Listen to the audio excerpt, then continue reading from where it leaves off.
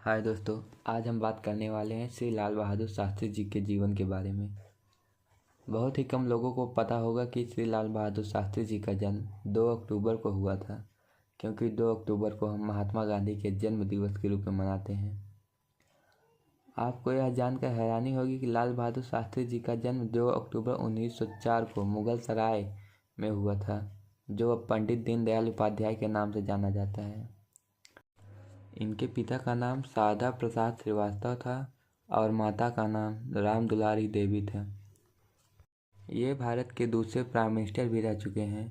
अगस्त 1942 में जब महात्मा गांधी जी ने करो या मरो का नारा दिया था, तब शास्त्री जी ने उसे मरो नहीं मारो में बदलकर क्रांति की लहर को और तेज कर दिया था। इन्होंने 2 जून 1904 को भारत के दूसरे प्रधानमंत्री के रूप में शपथ ग्रहण की।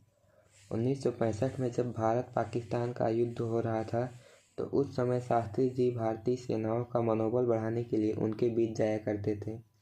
जब भारतीय सेनाओं ने पाकिस्तान के लाहौर पर धावा बोल दिया, तो पाकिस्तान के प्रधानमंत्री आयूब खान ने इस अप्रत्याशित आक्रमण को देखकर अमेरिका और रूस से युद्ध को रुकवाने की मांग की। रूस और अमेरिका के चहलकदमी के बाद भारत के प्रधानमंत्री को रूस के ताशकंद समझौता में बुलाया गया। शास्त्री जी ने ताशकंद समझौते की हर शर्तों को मंजूर कर लिया, मगर पाकिस्तान जीते इलाकों को लौटाना हरगिज स्वीकार नहीं था।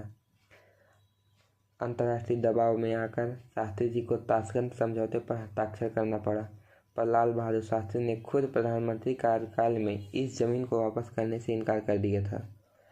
पाकिस्तान के प्रधानमंत्री आयूब खान के साथ युद्ध विराम पर हस्ताक्षर करने के कुछ घंटे बाद ही भारत देश के प्रधानमंत्री लाल बहादुर शास्त्री का संदिग्ध निधन हो गया।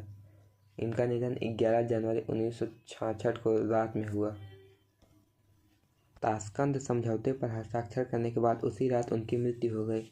मृत्यु का कारण हार्ट अटैक बताया गया।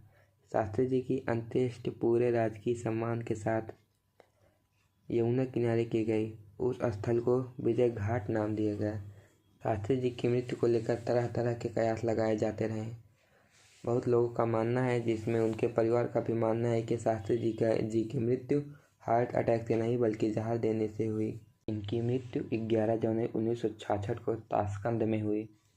इन्होंने 18 महीने तक प्रधानमंत्री कार्यकाल को संभाला था। मरणोपरांत इन्हें भारत रत्न से भी सम्मानित किया गया था। इन्होंने जय जवान जय किसान का भी नारा दिया था। लेकिन दुखद की बात यह है कि 58 साल के बाद भी आज तक यह पता नहीं लगा पाया गया कि इनकी मृत्यु किस कारण से हुई। इनकी मृत्यु को अब तक राज ही रखा गया है।